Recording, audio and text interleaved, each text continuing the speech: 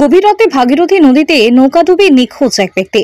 বর্ধমান জেলার কেতুগ্রাম থানার কল্যাণপুর ঘাটের কাছে এক বালি বোঝাই নৌকা রাত্রিবেলায় মুর্শিদাবাদ জেলার ১৩ জন শ্রমিককে নিয়ে ভাগীরথী নদীতে বালি রাত্রের অন্ধকারে তুলতে গিয়েছিল বিক্রির উদ্দেশ্যে।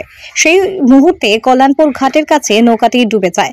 ১২ জন শ্রমিক মাঝি সহ সাঁতার কেটে ডাঙায় ওঠে, কিন্তু একজন শ্রমিক, যার নাম দুর্লভ রাজবংশী, আনুমানিক ৪১ বছর বয়স, তাকে খুঁজে পাওয়া যাচ্ছে না। ঘটনাস্থলে কেতুগ্রাম থানার পুলিশ পৌঁছায়। পুলিশ প্রশাসনের পক্ষ থেকে জানা যায় যে ওই ১৩ জন শ্রমিক মুর্শিদাবাদ জেলার ভরতপুর থানার পল্লীশ্রী গ্রামের ৯ জন এবং ২ জন শক্তিপুর থানার মিয়া গ্রামের ও ২ জন জিয়াগঞ্জের বলে জানা যায়। ভরতপুর থানার পল্লীশ্রী গ্রামের দুর্লভ রাজবংশী নিখোঁজ আছে। ভাগীরথী নদীতে ডুবুরি নিয়ে তল্লাশি করার পর পুলিশ প্রশাসন তৎপর শুরু হয়েছে। বালি চুরির উদ্দেশ্যে প্রতিনিয়ত এই ভাগীরথী থেকে বালি তুলে নিয়ে যায়।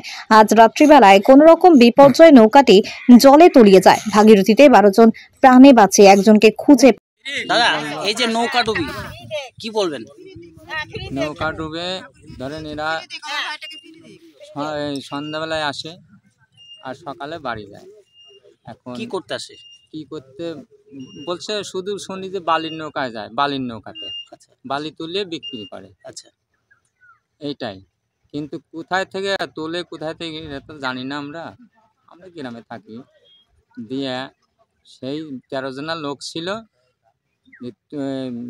রাত ৩টের সময় নৌকা ডুবে মারা গেছে, নৌকাটা ডুবে গিয়েছে। কিন্তু সেই ১৩ জনের মধ্যে ১২ জনা জীবিত আছে, তাকে পাওয়া গেছে, কিন্তু আমার ভাইটাকেই পাওয়া যায়নি। কি নাম? দুর্লভ রাজবংশী। কোথায় বাড়ি? পল্লীশ্রী। কোন থানা? ভরতপুর থানা।